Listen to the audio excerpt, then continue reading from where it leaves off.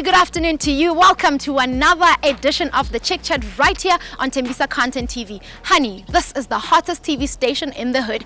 And happy Women's Month. Speaking of women, we have an absolutely amazing woman today joining us. She's the founder of My Beautiful School and the Pink Forum. She'll be telling us more about her marketing days, starting a hair salon, and eventually doing what brings us here. Let's go hear her story.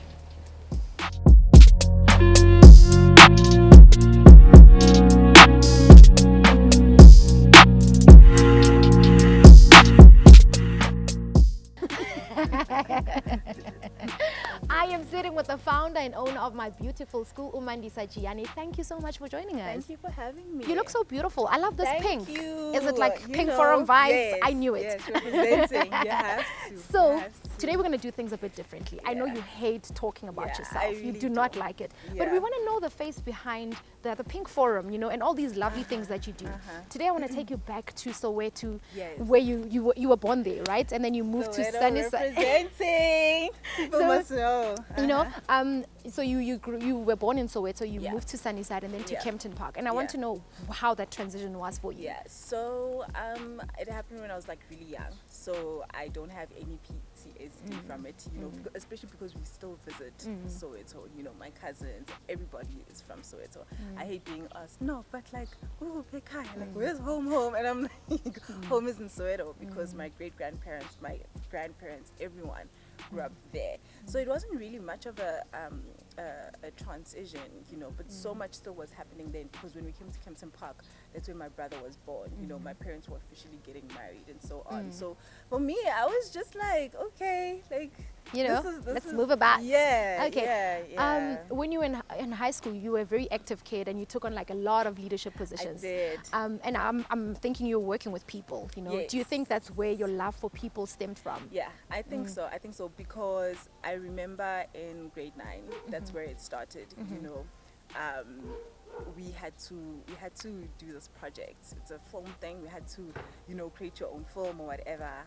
And I was just like, you know what, let's go to Nocum Park High. You know, it's a co-ed. I went to a girls' school, and I was like, we're going to Nocum Park High. We're going to find out, you know, about the hip hop scene and have a whole documentary on that and so on. And you know, so I was always the initiator amongst my friends. So I was always just the one that's just like, let's go get tattoos, guys. Then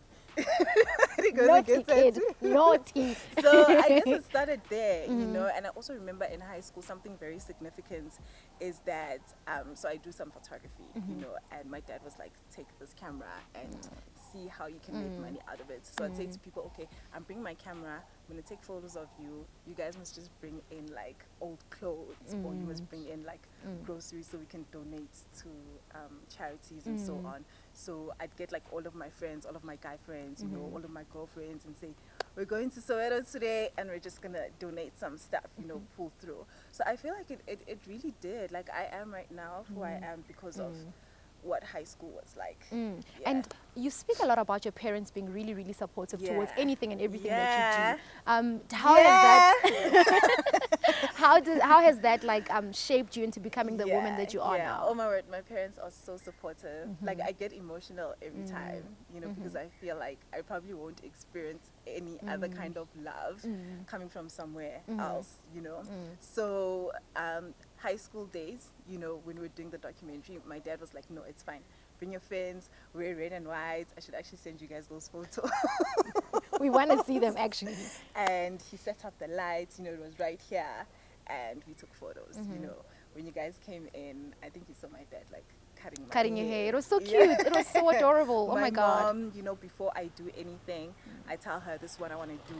And every time, every year, every month, she always says, it's going to work out. Trust yourself, you know. When I feel low and have like a low self-esteem, my mom will just be on some, so they played such a huge role in me being me. You know, even the way I think I love is because of how they love me, you know, and they show love, you know. So they don't love like underground or under carpet. They literally show you that, like, you know what, girl.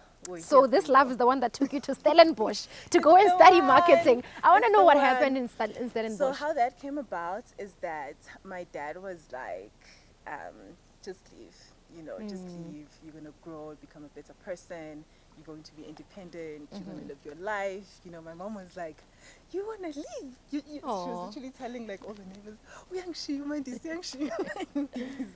but eventually they also just became like really supportive. You know, every holiday, you know, they were coming through, or I'd come back the side, you know, they'd literally drive me to the airport, you know.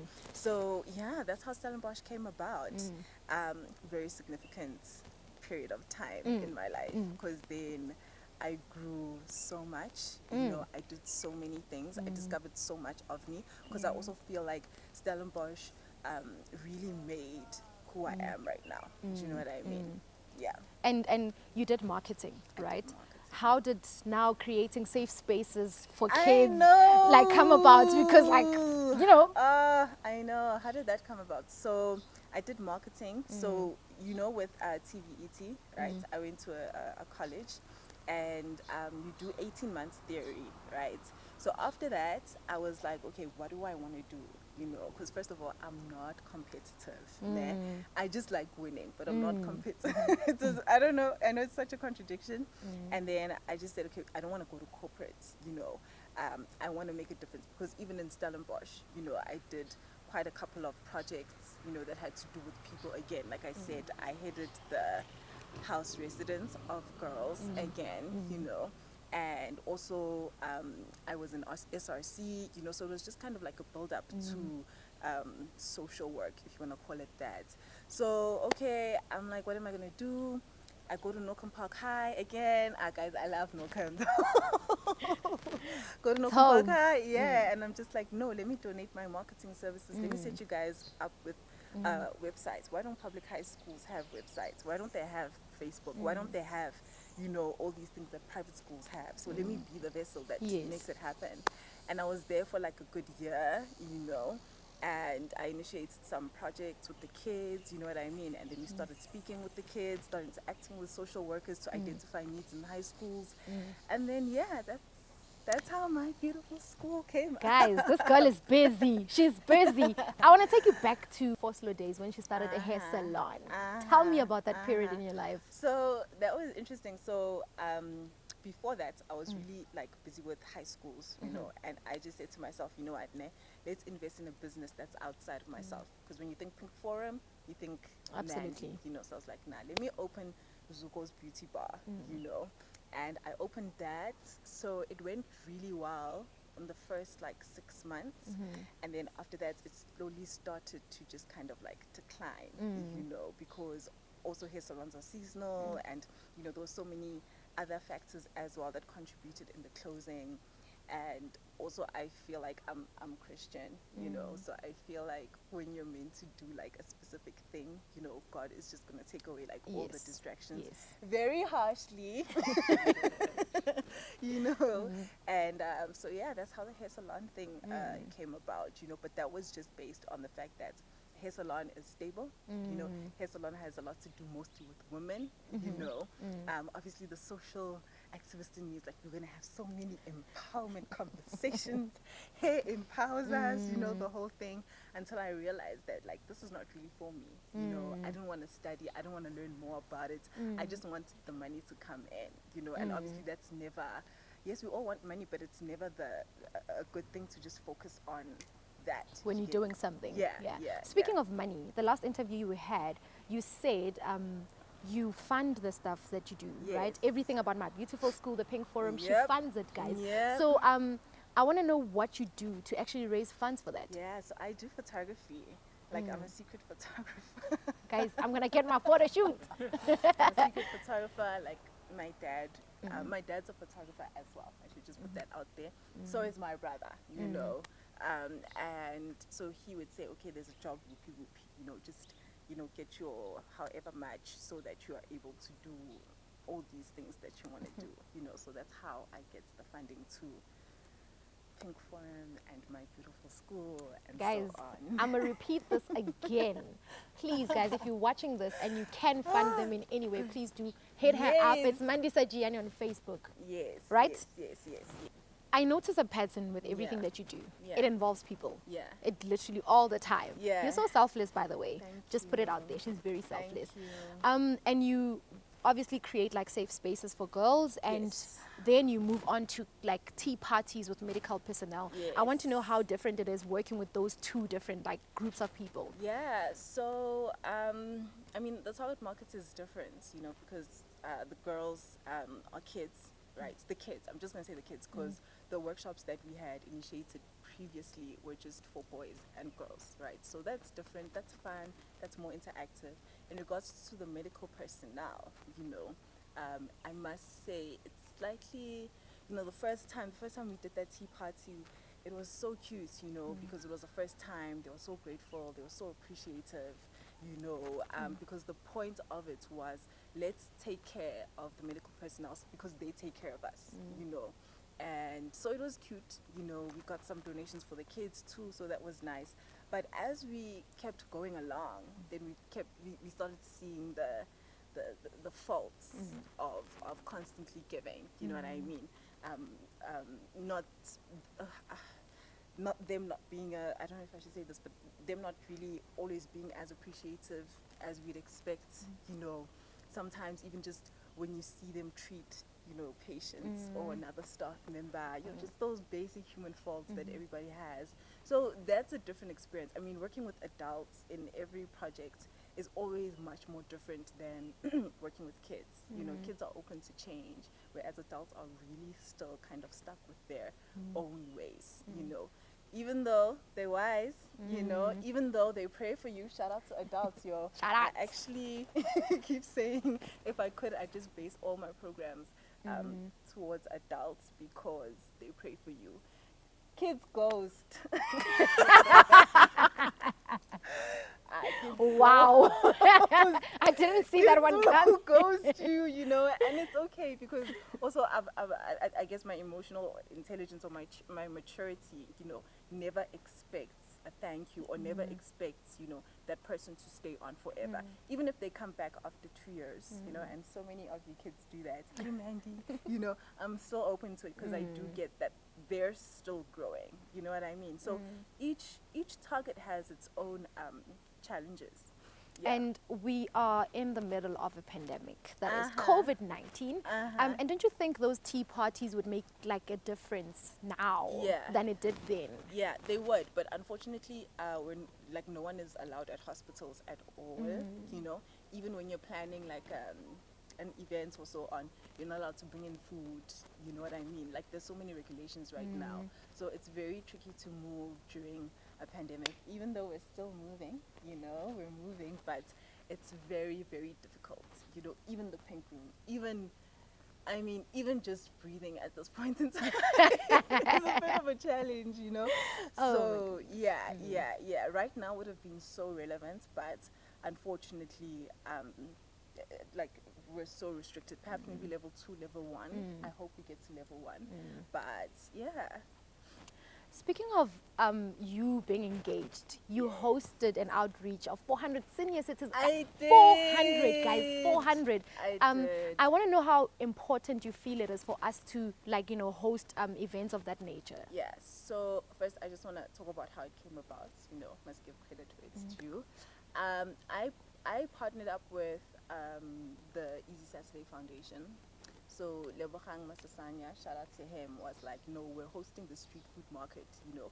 And he said, I just want like a really huge outreach program, you know, can you put it together? And I'm like, I am the definition of huge, so let's make it happen. And, you know, I made it happen. Very, very challenging experience, very growing as well, because my whole team, you know, who helped me put that whole event together were adults, you know, over 40 and 50. Shout out to adults, guys. They pray for you during the process, and they also take you seriously, and they also don't have time to waste, and they don't ghost. They show up. Somebody hurt Mandisa, guys. Somebody ghosted this girl and hurt her. They show up when it's showtime. They're honest. So it was such a pleasure working with them.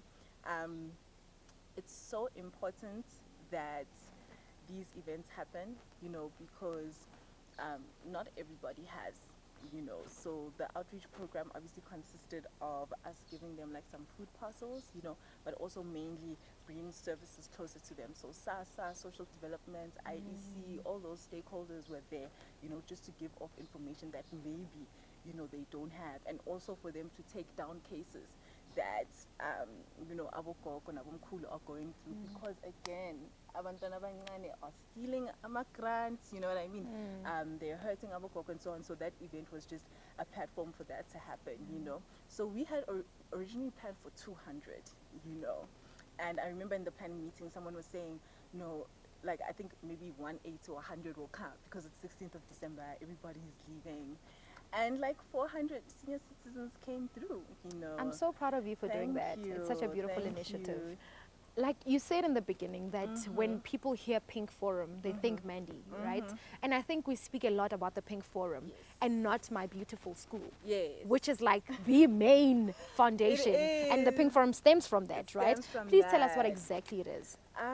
So the purpose of My Beautiful School was to literally go around making schools beautiful, you know. So I had this thing in my mind that like, oh my word, I'm going to choose a school and we're going to make it beautiful. You know, we're going to get sponsors to clean, to paint, you know, whatever challenges the school has, you know, that's what we're going to do, because also we feel like every kid deserves quality education. It shouldn't really matter whether you're from Kempton Park or whether you're from Tembisa or whether you're from Sandton or whatever.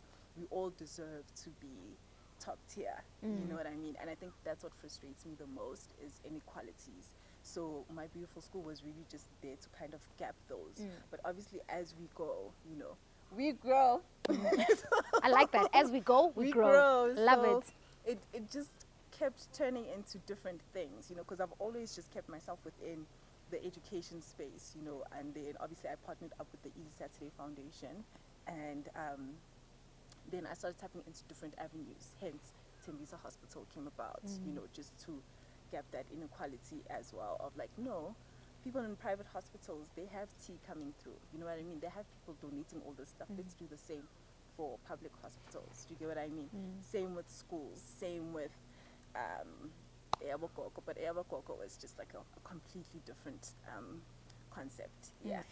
Like I said in the previous question, we speak a lot about the Pink Forum. So I want us to hone in on the East Society. Oh my God. Where did you get that? Go do our research. Where did you get that?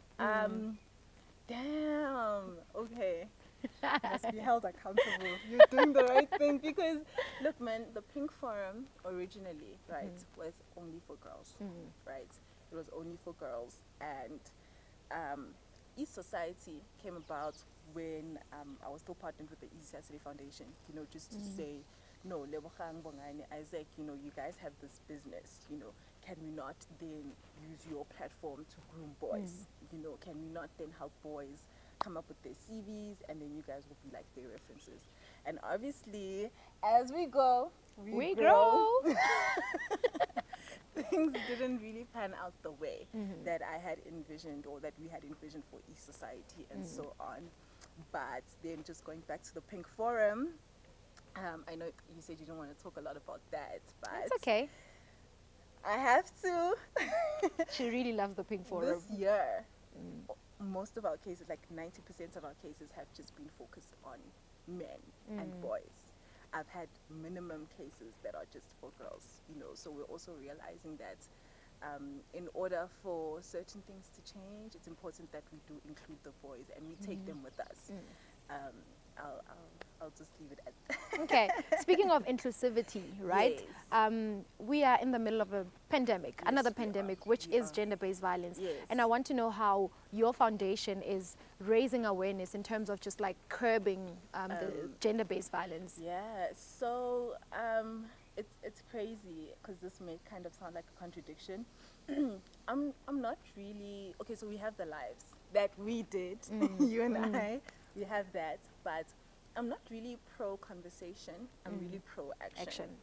You know, so just the other day, yesterday, we were saying that, or I was even having a conversation with my dad that, like, since schools are kind of tight right now, you know, and we're unable to kind of set up spaces the way we want to, can we not go to Tembisa South and North, you know, and set up victim-friendly rooms, that are pink, obviously, that have nice green grass, that have nice furniture, that have classic music playing in the background, that are chilled, that are calm, so that whenever someone has gone through this, they must know that there's a safe space. They must know that someone will take them seriously, because I can actually go on about this topic. So I'll stop there. So our foundation is more about like solutions. Do you know what I mean? Like, what do we do like right now? Because people, I think, are past now. Gender-based violence, I think now we're in the 5th year of us complaining about this specific pandemic. Do you know what I mean? It's even more than that, actually. More than that, Yeah. I think we're past conversation. I think we're past policies. We just want to see things happen. Yeah. I want to see victim-friendly rooms. I want to see people like getting arrested. I want to see the police being more welcoming. You know what I mean? So our foundation is more about like, what can we do? What can we set up? For people who are actually in it. People who are traumatized, and also after. Like, how can we help you build your life away from this like person who is abusing you, right? The process of supporting a gender-based violence victim is not easy at all, and I think that's why it's such a trendy thing. I'm sorry to say that. Like, 1 minute we're like, oh no, this one must fall, justice for this one, and then the next minute it's not even spoken about, because it's such a difficult thing to do. But we must keep doing it. Yes, we must keep doing it. We must keep fighting gender-based violence. Yes. I love the work you do, just in Thank terms of like you. creating safe spaces for kids, Yeah. and empowering them. But I Yeah. want to know what specifically you do to empower women. Okay, so we create safe spaces, pink rooms, right? We also have something called the Dream Hub, which is really set up to set you up, because as we go, we grow, and really, like, with your basics, your CVs, your job readiness programs, we have something called the Hustlers Corner within the Dream Hub, that also really encourages Black people to support Black, so very excited to start rolling those things out. 2 foundations, very proud of. Kunoktula Foundation, please check it out. It's about HIV and AIDS. And then we also have a girl who just recently, I'm working with her now. Her foundation is called Mpo Litabo, and she's just basically wanting to do a lot of outreach programs that have to deal with youth issues and so on. So, like, the work we do for people is really, really broad. Yeah. So how can people at home get involved? Hit me up on Instagram, Mandisa Jiyane, right? Because and based on that, I really encourage people to really think about it and then approach us and tell us like what they want to do within the scope that we have, But obviously we're always open to donations. Paint, please. If someone Pink can paint, donate right? Pink paint. If someone can donate labor, if someone can donate brushes, if someone can even donate a space for us to set up, you know what I mean? We're open to those kinds of things, but also we're also just really open for people to just come through and say, okay, I have this and that, or perhaps maybe I want to collab, or, I think I'm the easiest person to collab with if it makes sense, Yeah, so that's basically that. On Instagram at the Pink Forum _ please do DM, or me, Mandisa Jiyane, and Jiyane, and then we can just speak. You inspire a lot of women, including myself. Thank you. And we are in Women's Month. Yes. What advice would you give to women who aspire to go the path that you went? Just do it. Just do it. Register via CIPC. It's much cheaper. Open your bank account. Go to SARS immediately after that. Get your PBO. Get your tax clearance certificate. Reach out to people, create relationships with different stakeholders, be extremely kind, treat everybody as if they're you, because the biggest thing in the nonprofit space is that just because, I think you should know, there's a son that I've adopted, I'm sorry, and he is on Nyaupe. we went to go apply for an ID the other day, and you could just see how people are just kind of like looking at him and then looking at me, you know. It was kind of like a, you and then what's going on, you know. And yeah, like just people who are in those types of situations, you need to just treat them as if they're the same as you. Do you know what I mean? It takes you a long way. Get your finances right. Apply for funding. Don't be scared. Just literally do it. Just literally approach, and you'll get used to it. Look pretty and show up and smell good. You know, take yourself seriously. Get yourself a male personal assistant. I'm joking, but that's how it goes. You know, yeah. I was gonna let you go, but I want to know some of the challenges that you face. Okay, so the challenges I face are more, I'm gonna say sexual harassment is a really huge thing, you know, because when I come to you as a man looking for help, you know, I'm not coming to you to want to date you, you know, and guys quickly misinterpret that. Also, I'm a very nice person, I'm a very kind person, very open, so sometimes you may feel like, oh, she's giving me signs, you know. No, I'm not like a sign type girl. You know what I mean? So that's a challenge, you know. And sometimes because they feel, oh, she's young, you know, oh, she's short, you know, oh, she has a smile, oh, she's still proposing, therefore I can use this to my advantage. And that's actually so unfortunate, you know. I've been in many like weird instances where I was just like, oh my word, the situation could have escalated so quickly. But then again, why should I judge you first? Because you're a guy, you know. So it's very tricky. Finances, you know, like just building a financial portfolio is very tricky. Even though you're looking for funding, they still ask you for financial reports and so on. So that's also a very challenging thing. Transport is very challenging. It's a pandemic right now, so there's not much that I can do, you know, physically because of transport and so on. Funding obviously is a challenge. Those are some of the challenges that I've been going through. Yeah, so I want to know if people at home want to get involved, how do they get involved? How do they approach you? You can send me a direct message via Instagram. I'm more on Instagram, Mandisa Jiyane. Or you can email the forum is pink@gmail.com. I feel like that's actually much easier because then we're able to see how serious you are. You know what I mean? Because so that's how you can reach out. In regards to getting involved, we're open to anything. We're open to pink paint. We're open to labor. We're open to paint brushes. But also just really think about like, what is it that you want to bring to us, you know, and then we'll see how we can collaborate, right? I'm pro collaboration than things being done under the Pink Forum, because I believe that if you're wanting to start your own foundation, then let's set you up, you know, and then you can just use the Pink Forum's platform to market yourself and grow. Okay. Yeah. Thank you so much for allowing us to capture your story and allowing me to you. sit with you here. Yeah, thank you for having me. Well, that is all from me and the lady who loves all things pink. Until next time, goodbye.